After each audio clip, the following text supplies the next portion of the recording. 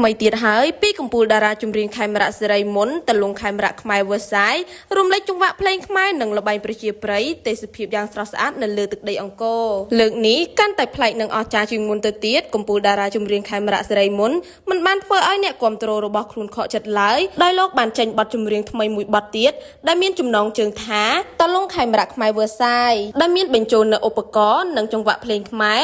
ដល់ជក់ចិត្តដិតអារម្មណ៍ជាពិសេសក្នុង MV ចម្រៀងនេះបានរំលេចនៅទេសភាពយ៉ាងស្រស់ស្អាតនៅលើទឹកដីអង្គរ MV ចម្រៀងតលងខេមរៈខ្មែរវឺសាយរបស់កំពូលតារាចម្រៀងខេមរៈសេរីមុនបានចេញជាផ្លូវការនៅលើเพจផ្លូវការរបស់ផលិតកម្ម Galaxy Navatra កាលពីព្រឹកថ្ងៃទី 26 ខែមិនិនាឆ្នាំ 2025 កន្លងមកនេះបទចម្រៀងមួយបទនេះមិនត្រឹមតែពិរោះរំដំចិត្តជាមួយឧបករណ៍តន្ត្រីខ្មែរប៉ុណ្ណោះទេមហាជនអាចរាំលេងកំសាន្តជាមួយនឹងបទចម្រៀងមួយបទនេះនៅក្នុងកម្មវិធីជួបជុំក្នុងឱកាសបុណ្យចូលឆ្នាំថ្មីប្រពៃណីខ្មែរនិងគ្រប់កម្មវិធីតែម្ដង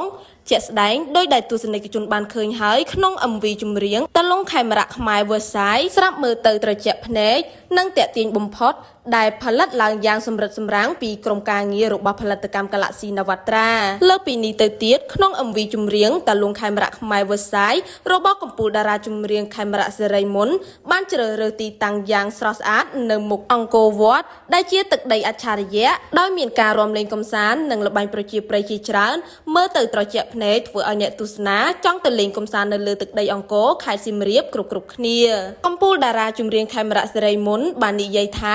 MV ចម្រៀងតលងខេមរៈខ្មែរវឺសាយជារសជាតិថ្មីមួយបែបទៀតជូនជាកាដូសម្រាប់បងប្អូនប្រជាជនខ្មែរក្នុងឱកាសបុណ្យចូលឆ្នាំថ្មីលោកសង្ឃឹមថាពុកម៉ែបងប្អូនដែលនិយមចូលចិត្តនៅចង្វាក់តលងនិងពេញចិត្តឲ្យរាំលេងកម្សាន្តយ៉ាងសប្បាយរីករាយនៅក្នុងឱកាសបុណ្យចូលឆ្នាំថ្មីតទៅទស្សនា MV ចម្រៀងតលងខេមរៈខ្មែរវឺសាយទាំងអស់គ្នាថាប្លែកនិងអស្ចារ្យកម្រិតណា